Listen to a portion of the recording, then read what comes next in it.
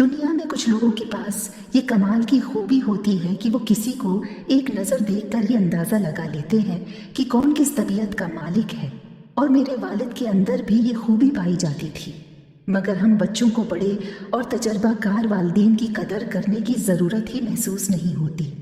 مجھے آج بھی وہ رات یاد ہے، وہ میری زندگی کی سب سے بری رات تھی۔ اس وقت میری عمر بہت کم تھی اور مجھے نہیں پتا تھا کہ جو ہو رہا ہے اس کی وجہ کیا ہے۔ میں نے دیکھا کہ آدھی رات کو میرے بابا نے میری ماں پر چلانا شروع کر دیا۔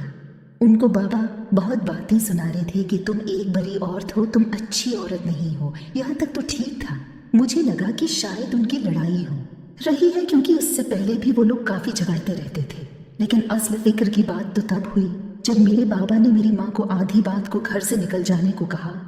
میری ماں ان کے پیروں میں بیٹھی تھی اور کہہ رہی تھی کہ میرا کیا قصور ہے، میں کہاں جاؤں گی، اگر مجھ سے کوئی غلطی ہوئی ہے تو معاف کر دیا جائے۔ لیکن میرے بابا جو فیصلہ کر چکے تھے، انہوں نے کہا کہ میں بے وقوف اور ظالم مردوں کی طرح تمہیں چلا چلا کر طلاق نہیں دوں گا، تمہارے گھر طلاق پہنچ جائے گی، پر میں بے غیرت مرد بھی نہیں ہوں کہ تمہیں اس گھر میں رہنے دوں، تمہیں یہاں سے جانا ہوگا۔ اس وقت میری عمر صرف 10 سال تھی۔ میں نے کہا کہ میری امی کو کیوں گھر سے نکال رہے ہیں، تو میرے بابا نے کہا کہ تمہیں بیچ میں بولنے کی ضرورت نہیں ہے، تمہیں نہیں پتا یہ کس قسم کی عورت ہے۔ بس یہی بات میں نے ان کی زبان سے سنی اور مجھے میرے دادا وہاں لے گئے، وارتے گئے۔ اس کے پھر منہ نے امی کو نہیں دیکھا۔ ہم لوگ بہت خاندانی امیر تھے، ہماری اپنی حویلی تھی، کاروبار تھا، ہمارے پاس کسی چیز کی کمی نہیں تھی۔ جب میں بڑا ہوا تو میں ایک سنجیدہ انسان بنا، میرے اندر کوئی جنسی مذاق والا عنصر نہیں تھا، کیونکہ میں نے اپنی ماں کو تبھی کھو دیا تھا جب میں بہت چھوٹا تھا۔ میں اپنی امی سے بہت محبت کرتا تھا، میرے بابا تو ہمیشہ کاروبار میں ہی مصروف رہتے تھے، میری امی ہی تھی جن کے ساتھ میں اپنے دل کی ہر بات کرتا تھا۔ پر میرے بابا نے ان پر الزام لگا کہ انہیں گھر سے نکال دیا، ان کو طلاق دے دی، اور شاید ان سے یہ وعدہ لیا کہ وہ مجھ سے کبھی ملنے کی کوشش نہ کرے، کیونکہ اس دن کے بعد سے میں نے ان کو کبھی نہیں دیکھا تھا۔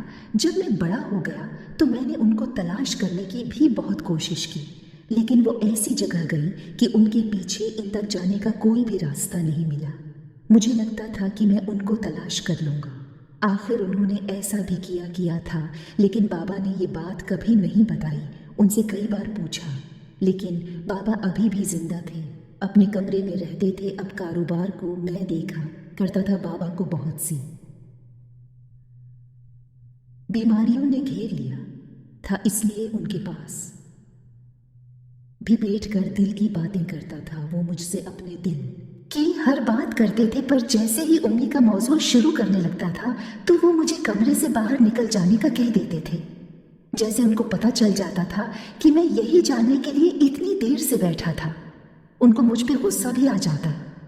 میں نے بہت کوشش کی کہ اپنی ماں کا جرم جان سکوں، بہت کوشش کی کہ ان کو تلاش کر سکوں، سب کچھ کر کے۔ پیارے دوستوں، اگر آپ اس کہانی کا اگلا پارٹ دیکھنا چاہتے ہو تو میرے چینل کو سبسکرائب کر دیں، آگے اس کہانی میں بہت مزہ آنے والا ہے۔